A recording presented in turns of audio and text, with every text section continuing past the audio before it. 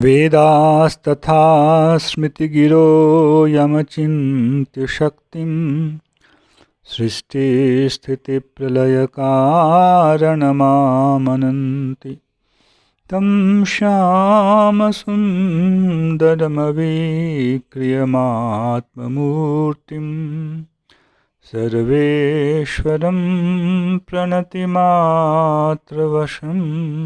भजामः। अज्ञाननिरतिरुपैति यया विशोषं भक्तिः परापि भजते परिपोषमुच्चैः तत्त्वं परं स्फुरति दुर्गममप्यजस्रं साद्गुण्यभृत्स्वरचितां प्रणमामि गीताम्। नारायणं नमस्कृत्य नरं चैव नरोत्तमं देवीं सरस्वतीं व्यासं ततो जयमुदीरयेत्। हरे कृष्ण कृष्ण कृष्ण हरे हरे, हरे राम राम राम हरे हरे। गीता मंजरी का यह 131वां अंक है।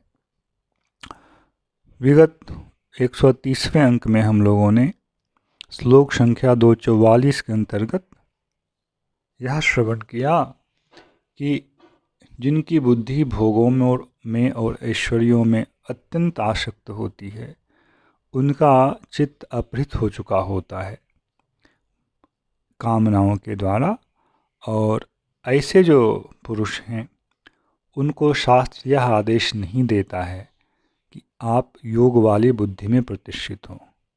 जिस तरह का रोग उस हिसाब से उपचार होता है। जो रोगी उठने में भी समर्थ नहीं है, उसके लिए आप व्यायाम रूपी उपचार नहीं दे सकते। व्यायाम उपचार है, किंतु जो रोगी उठने में भी समर्थ नहीं है, उससे आप कैसे कह सकते हैं कि शारीरिक व्यायाम के द्वारा आप अपने शरीर को ठीक करो। उसके लिए आपको तब तक अपेक्षा करनी पड़ेगी कि उस रोग के उस स्तर से वह सुधरते इस स्तर में आ पाए कि वह व्यायाम करने के योग्य होगा। तभी आप उसे हल्का फुल्का व्यायाम करने के लिए भी कहेंगे और तब जाकर उसे व्यायाम से लाभ होगा। इसी प्रकार जो लोग भोग और ऐश्वर्य में अतिशय आसक्त हैं, उनका चित्त पूर्णतः उसमें डूबा हुआ है, अपहृत हुआ है, उसके लिए भगवान योग से संबंधित आदेश नहीं देते हैं। किंतु जिनके चित्त का अपहरण पूर्ण रूप से नहीं है, भोग और ऐश्वर्य के प्रति उनकी इतनी आसक्ति नहीं है, वो ये समझते हैं कि यह भोग और ऐश्वर्य जो है यह हमारे लिए हानिकर है।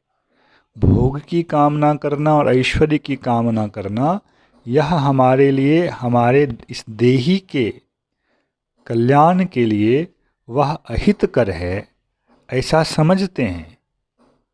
तभी उनके लिए योग शास्त्र से संबंधित बुद्धि का विधान किया जाता है, कर्तव्य के रूप में उपदेश दिया जाता है, क्योंकि इससे पहले वह सर्वथा ही इसके लिए अयोग्य है। उस स्थिति में वह व्यक्ति उस उपदेश को ग्रहण कर जब हल्का फुल्का ही व्यायाम के लायक हो गया, वह व्यायाम करने लगा हल्का फुल्का, तो वह एक छोटा साधक कहलाता है, क्योंकि अब वह योग से संबंधित साधना कर रहा है। फिर हल्के फुल्के व्यायाम से वह और कठिन व्यायाम करेगा, फिर और उससे भी कठिन व्यायाम को करने के योग्य होगा। फिर वह साधन जो है कई स्तरों में बढ़ते अंत में फिर जो है वस्तुतः योग की जो स्थिति है, आत्मा देही त्वम पदार्थ और तत्पदार्थ परमात्मा, दोनों का जो संयोग है, नियत संयोग है, वह संयोग बना नहीं है, उस अवस्था को वह प्राप्त कर लेता है, उसकी अनुभूति कर लेता है। इस विषय को अब आगे भगवान कह रहे हैं त्रैगुण्य विषया वेदा निस्त्रैगुण्यो भवार्जुन निर्द्वन्द्वो नित्यसत्त्वस्थो निर्योगक्षेमात्मवान्।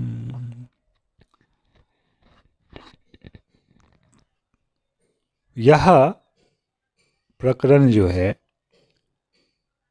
दो प्रकार के वैदिक सिद्धांतों का जो ऊपर वर्णन हुआ उसको स्पष्ट कर रहा है।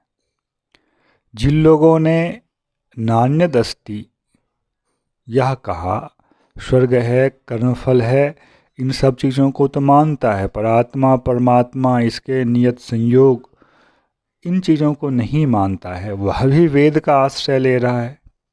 तो अर्जुन के मन में यह संशय होगा तो फिर क्या वेद जो है वह भ्रमित है, अलग अलग प्रकार की बातें करता है? तो भगवान इसी चीज़ को समझाने का प्रयास कर रहे हैं। त्रैगुण्य विषया वेदा निस्त्रैगुण्यो भवार्जुन। अर्जुन, वेद में चर्चाएं अनेक प्रकार की हैं, क्योंकि रोगी अनेक प्रकार के होते हैं, उनके रोगों का स्तर भी अनेक प्रकार का होता है। इसलिए वेद में तो बहुत प्रकार की चर्चाएं, क्योंकि वेद तो एक चिकित्सक के समान है जो सबकी चिकित्सा अवश्य ही करेगा। और अच्छा चिकित्सक वही है जो रोगी के रोग के अनुसार रोग की स्थिति, रोग का प्रकार, रोग की स्थिति, इन दोनों को ध्यान में रखते हुए उसका उपचार करता है। तो वेद भगवान जो हैं वह अपौरुषेय होने के कारण उसमें किसी भ्रम प्रमाद की संभावना नहीं है, किसी दोष की संभावना नहीं है। पर ऐसा क्यों है इसे तुम समझो। वेद का एक भाग है वेदाः त्रैगुण्य विषयाः। जिन लोगों ने कहा था कि नान्यदस्तीति, वे लोग वेद के इस भाग का ही आश्रय लेते हैं। और वेद का यह भाग जो है तीनों गुणों से संबंधित विषय को कहता है, उसको डील करता है। उसकी चर्चा वेद में जो वह चर्चा है वह तीनों गुणों से संबंधित है, अर्थात तीन प्रकार के गुणों से युक्त जो अधिकारी है उसके लिए करता है। यह शब्द आप लोगों ने पहले भी सुना है, तीन प्रकार के गुण होते हैं। यह गुण जो हैं ये हमारे स्वभाव वालों के हिसाब से मत समझें। प्रकृति में तीन प्रकार के गुण हैं, तीन प्रकार के घटक हैं, सत्वगुण, रजोगुण और तमोगुण। संसार का हर प्राणी इन तीनों गुणों में ही अवस्थित है। इन तीनों गुणों से मुक्त कोई भी प्राणी नहीं है। ब्रह्मा जी तक की बात आती है शास्त्रों में। कोई अधिक सत्वगुण में प्रतिष्ठित होगा, कोई अधिक रजोगुण में होगा, कोई अधिक तमोगुण में होगा।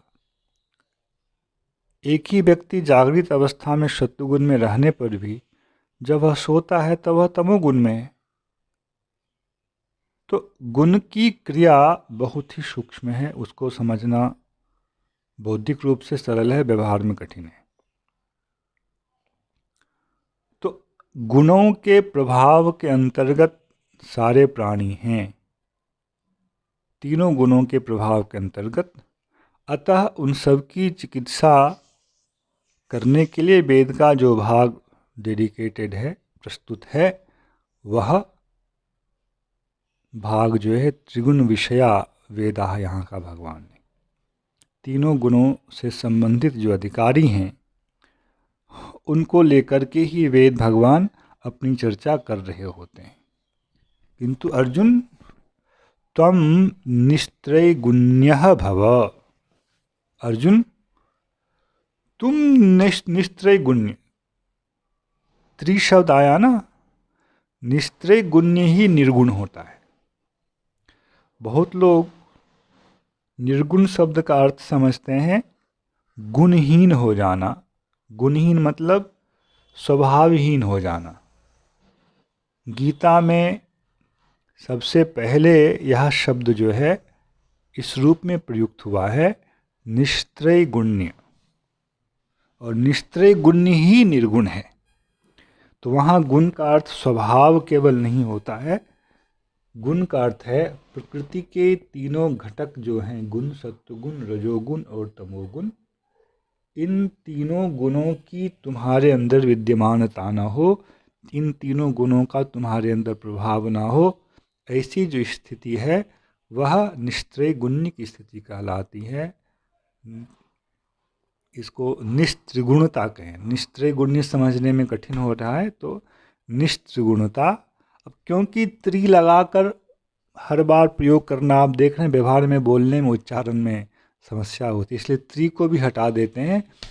फिर जो है निस्त्रिगुणता जो है वह निर्गुणता के रूप में आ जाती। तुम निर्गुण बनो, निर्गुणता का स्वभाव अपने अंदर लाओ, अर्थात तीनों गुणों के प्रभाव से तुम्हें मुक्त होना है। अब यहीं देखें, जिनके अंदर तीनों गुणों का प्रभाव है उसके स्वभाव में कितनी विचित्रताएं होंगी, किंतु जो तीनों गुणों से अतीत है उसका स्वभाव एक समान होगा। इसलिए योग से संबंधित बुद्धि को एका बुद्धि कहा गया। और इधर संसार की जितनी भी विचित्रता हम देख रहे हैं, वर्ण रूप रंग वाणी, जो कुछ भी संसार में हम लोग देख रहे हैं, यह सब कुछ गुणों का ही खेल है। तो सोचिए अनंत है या नहीं? अनंत है। तीनों गुणों के परिणाम से, मिश्रण से होने वाला जो कार्य है यह अनंत प्रकारों में हमारे सामने है। और तीनों गुणों से अतीत जो कार्य है वह बस एक दिशा वाला है और कुछ नहीं। निस्त्रय गुण्यो भवार्जुन, निर्द्वंद्वो नित्य सत्वस्थो, निर्योग क्षेम आत्मवान।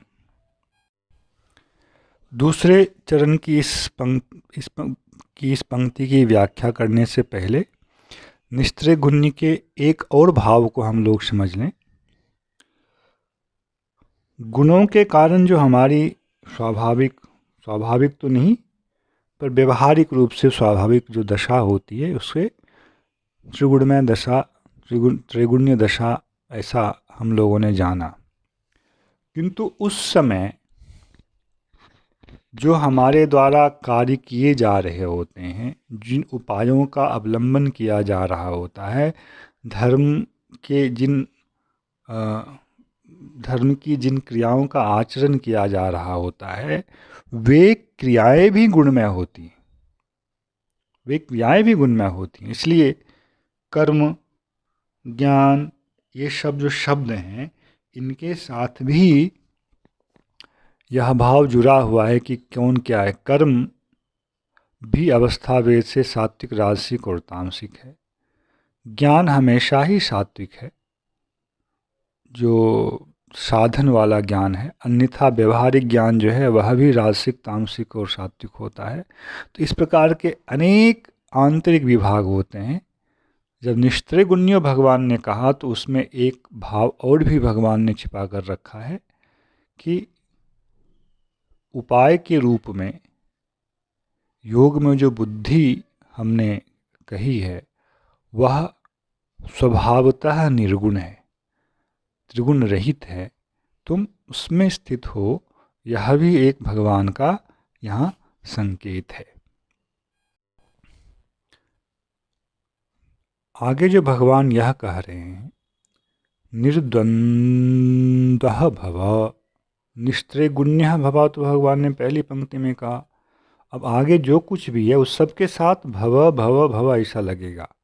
निर्द्वंद्वः भव, नित्य सत्वस्थः भव, निर्योगक्षेमः भव, आत्मवान भव।